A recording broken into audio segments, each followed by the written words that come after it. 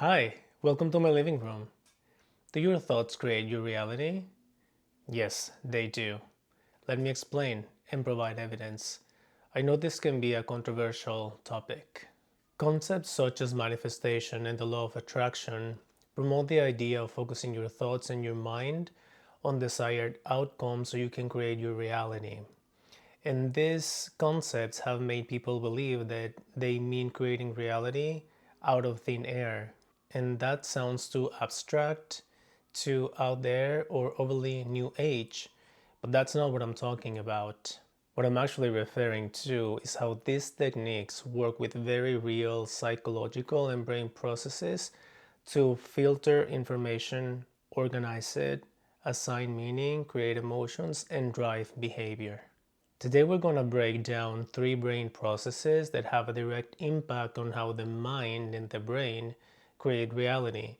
My goal today is to demystify the topic of creation of reality and make it accessible for everyone, especially those who need more science based facts and evidence. But let's start by defining what is the mindset. Our mindset is a set of thoughts, beliefs, assumptions, and mental habits we have about ourselves and the world around us.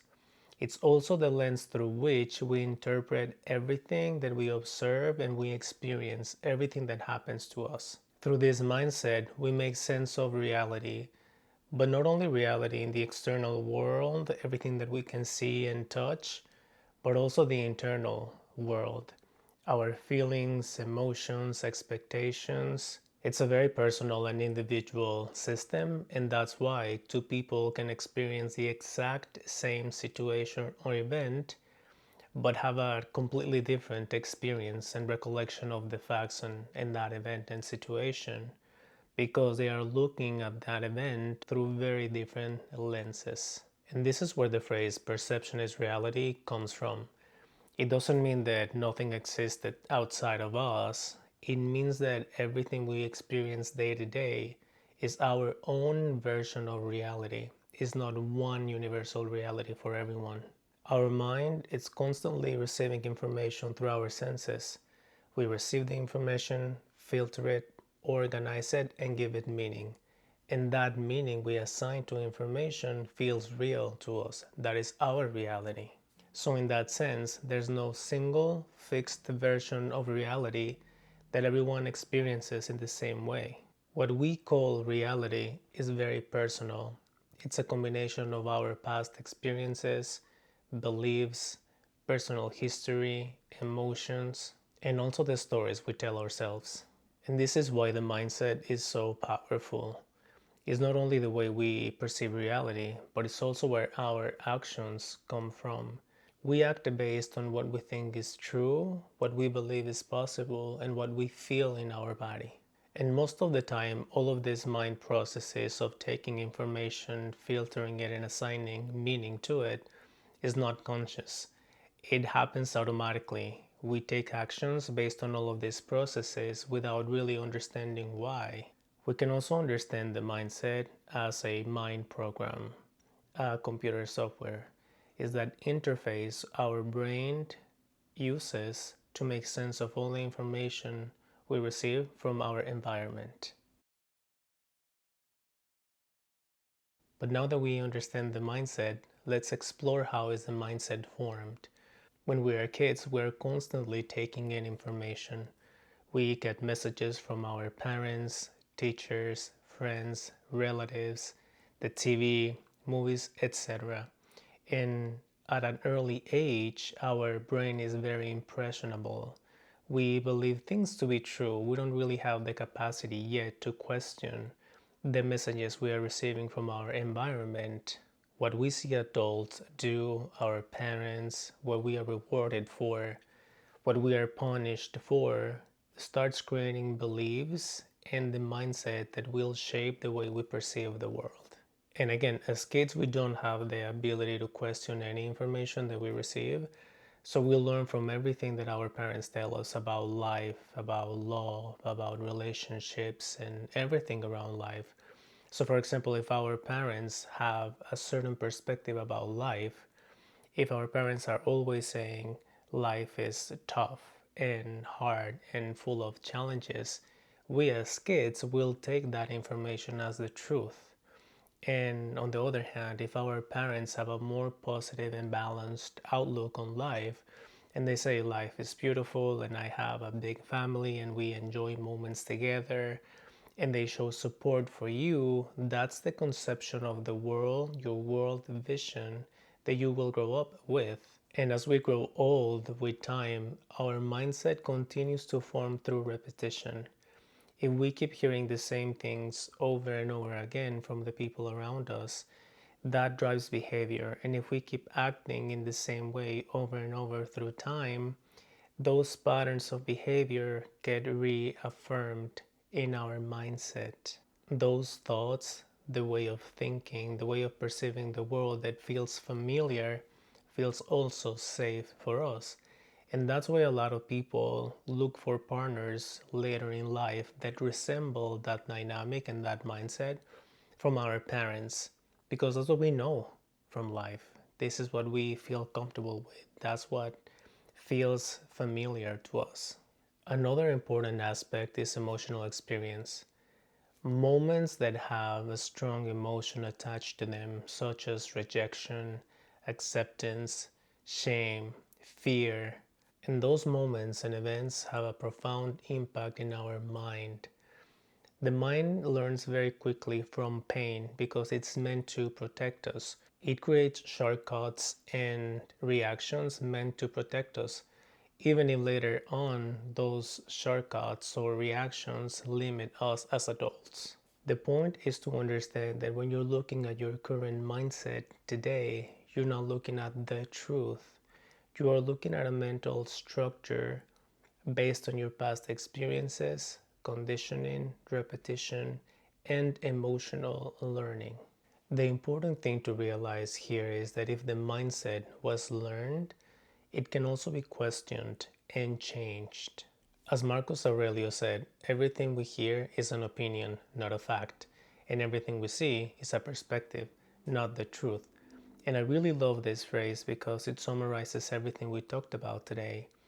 It reminds us that there's not one version of reality that everyone experiences the same. It defines that perception is reality. But now let's dive into the three brain processes that help create reality for us. But let's start with one of the most fundamental brain processes to perceive reality, which is sensory perception. Our brain doesn't experience the world around us directly.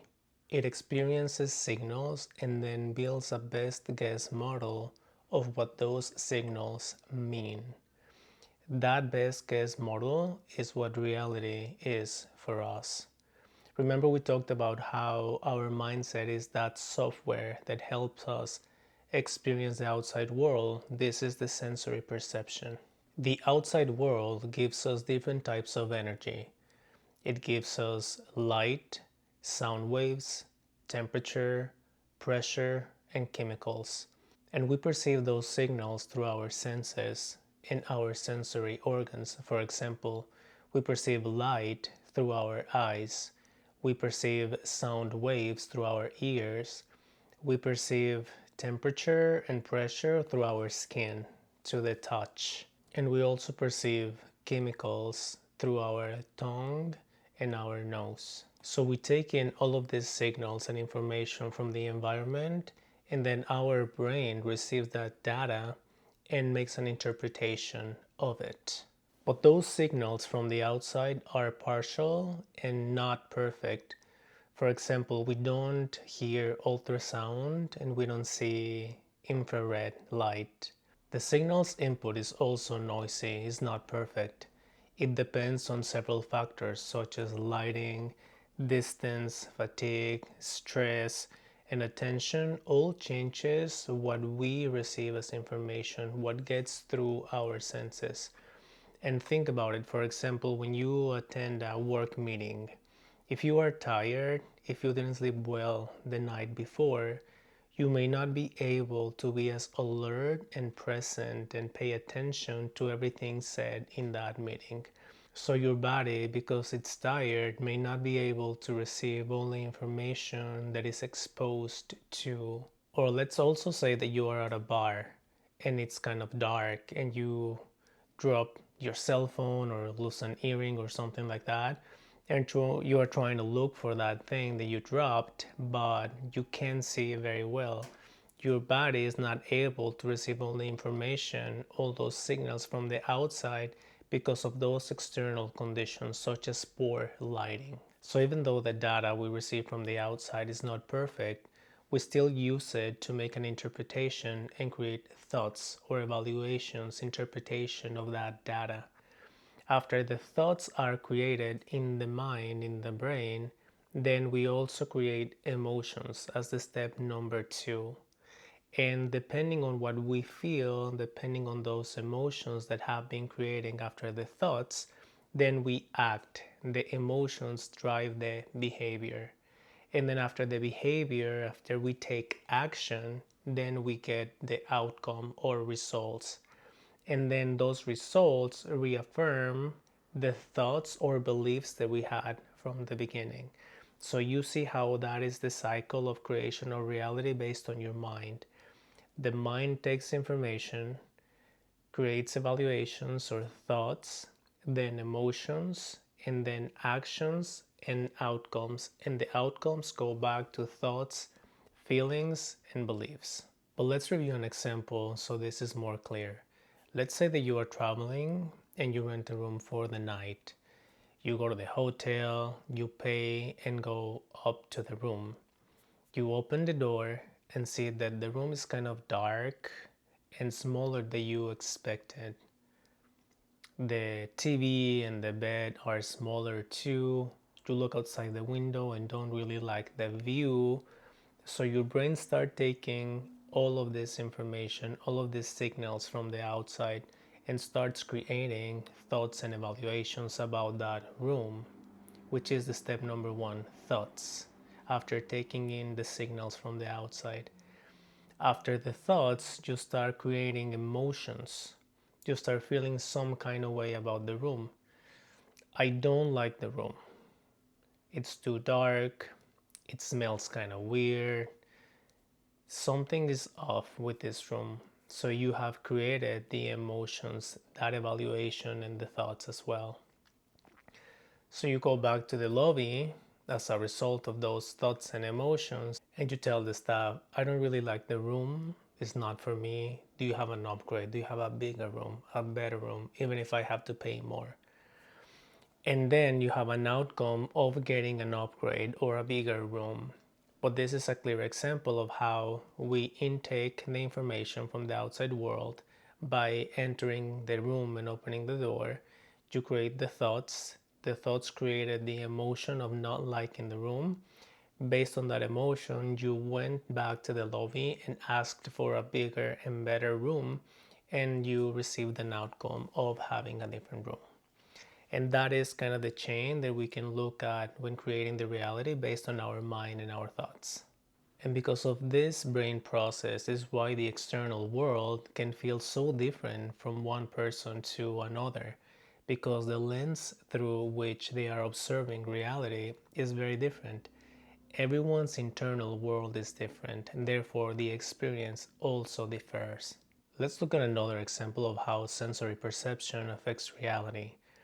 Let's say that you are traveling with your best friend to the city of London and you are both going there for the first time. So you book the plane ticket, you get there, you leave the airport, you get to the hotel, drop your bags, and go outside to start exploring the city. So you are with your best friend, you leave the hotel, and your mind and your brain starts taking in all the stimuli from the outside, from the city of London. You start seeing all the people rushing through the streets to go to work, to go to meet their family and friends. And you hear the traffic, the smell of the streets, the noises, the ambulances, kind of like New York. You see this chaotic environment, the streets are busy and there are a lot of new things and stimuli to you. And as you're taking in all of this information, you start creating thoughts about the experience and you start telling your friend, wow, this is incredible. I love that there's so much energy on the streets and the people are so nice and well dressed, and I love the smell of the food. Meanwhile, your friend starts telling you, well, I feel like this is a little too chaotic. I don't really feel safe because there's a lot of traffic and a lot of people. I'm not used to this much energy and movement around me. And you tell your friend, what are you talking about? This is great. People are so nice. The food smells incredible. And the tea, everyone's drinking tea and I love it. And your friend says, well, I really prefer coffee. I don't really like tea. And I don't know, people seem a little bit cold. So after all of these thoughts come the emotions. You feel great. You love the city. You think this is a great time. This is a great city to live in. I am loving it so far. Your friend, on the other hand, is thinking, I don't love it. I don't think this is for me, but let's give it a chance. So the emotions you have about the same experience about the city is very different. That evaluation, your mindset created is different. And the next step, based on those emotions that you both have about that experience, you decide to take different action. You are loving the day so far, so you tell your friend, let's go out tonight. I'm having so much fun today. Because you feel good about the trip. But your friend tells you, you know what, I don't feel great. I'm not loving today. Maybe I'm just tired from the flight, but I'm just going to stay in tonight. So your actions are very different because you have a different experience of the day. And in the end, even though you are in the same city, in the same circumstances, you are experiencing a very different city of London. But now let's review the second brain process, the Reticular Activating System, or RAS. The Reticular Activating System is a network of neurons in the brainstem that acts as a critical filter for sensory input and regulates arousal, consciousness, and sleep-wake transitions. It filters incoming stimuli to determine what reaches conscious awareness, thereby managing attention and focusing on important information. In other words, it's the system that maintains the cerebral cortex in an active, awake state. Filters out irrelevant stimuli from the outside, focuses on important and relevant information, and controls the transition between sleep and waking states. And thank God for the reticular activating system. Think about it. Every day we are exposed to way too much information from the outside, far more information that we can take in and process. So we need that system to help us prioritize data and stay focused. For example, think about all the time we spent on social media, on TikTok or on Instagram or YouTube, and we keep scrolling all the time. How many videos are we exposed to? Sometimes we spend hours on social media. And at the end of the day, after you turn off your phone, what do you remember from all those videos that you saw? Maybe a couple of cat videos or maybe a couple of dances that were relevant to you that you actually laugh at and were interesting. But everything else, all that information that you were exposed to, goes nowhere. The RIS helps you prioritize and stay focused on only the things that are relevant to you. But how does this system help in the creation of reality? The reticular activating system filters what actually gets to your consciousness, what actually gets into your mind and your brain, and that's what you perceive to be reality. And this system works based on our thoughts and beliefs, that mindset we talked about before. And it also worked with the confirmation bias. So if our mindset is fixed, we have the vision of the world that we believe to be true, then the activating system will filter out everything that doesn't align with that mindset, with that system of beliefs. Let's use the same example as visiting the city of London for the first time. If you have a belief that the city is too chaotic and it's too much for you, then the activating system, the RIS, will try to look for information and signals that confirm that belief. Therefore, in that example, you will see more and more chaos because that's what your mind is looking for. It's looking to confirm that belief that the city is chaotic. Another example, let's say that you decide to buy a car and you really want a red car. And before you made that decision of buying a red car, you never really noticed the colors of the cars around you. But now you start seeing red cars everywhere you go. And that is happening because you have an interest in a red car, and the reticular activating system is now focusing your attention on red cars and filtering out every other color that is not red. So it's not that the red cars were not there before, it's that you were just not noticing them. Another example is, let's say that you never had issues with your teeth, but suddenly you need a root canal, and you understand the process of getting a root canal, that it's painful, and now you start seeing endodontist offices everywhere you go. It's not that those offices were not there before. It's just that now you are focusing on them because that is relevant information to your current situation. And that's where that phrase, the world is what we make it, comes from. We really see what we want to see. And the third brain process is the placebo effect. The placebo effect is a phenomenon in which a person experiences a real change in symptoms after receiving a treatment that contains no specific active ingredient for that condition, such as a sugar pill or a saline injection. These changes are driven by the brain's expectations and learning conditioning, along with the broader treatment context, showing how strongly the mind can influence the body. This means that our mind can have a direct impact on the health of our body by improving the symptoms of an illness if it thinks that we have taken medication or undergone treatment even if we have not. And let me give you two real life examples of the placebo effect at work that I learned as a kid. I remember in my house, my father used to get migraines. And sometimes we just ran out of medication. We ran out of the pills that he used to take for that migraine. But I remember my mom used to give him sugar pills, like any, even candy, but it always worked every time.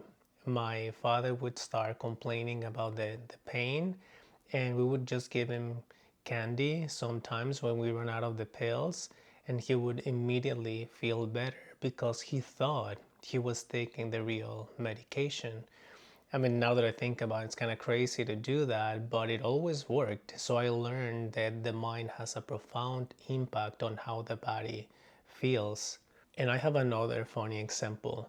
Also, when I was a kid, I was maybe about like 10 or 12 years old, and I have a sister.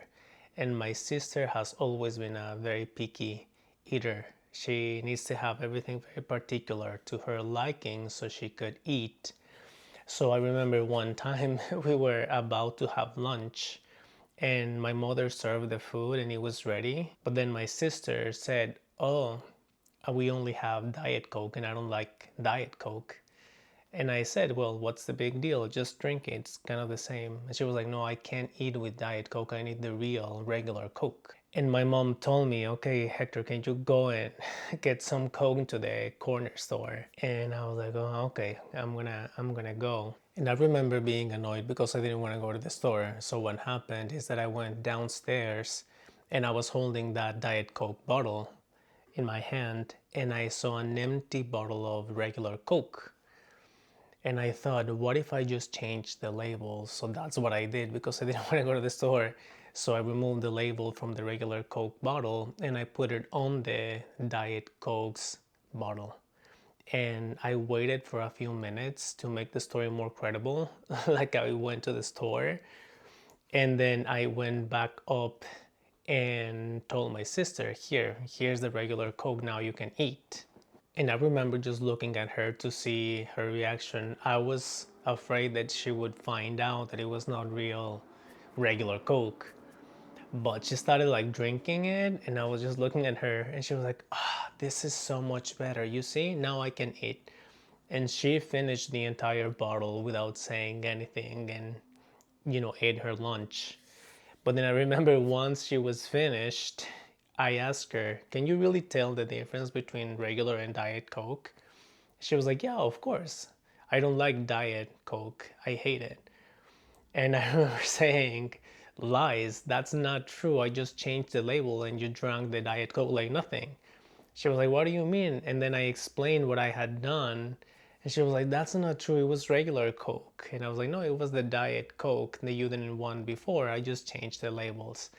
Anyway, this is funny, but it really shows how it's all in the mind. She thought it was regular Coke, so it tasted like regular Coke to her. So, as you can see from an early childhood, I learned the power of the mind from my father and from my sister. So, it's always been clear to me that our mind, our thoughts create reality.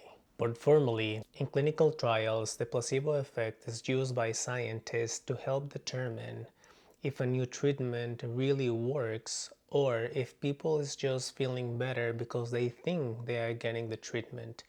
And this is how it works in simple terms. Participants in the trial are divided into two groups. One group is actually taking the drug with the active ingredient, and the second group is taking something that looks like the original treatment but doesn't have the active ingredient, like a sugar pill. At the end of the trial, the scientists compare how well the two groups did.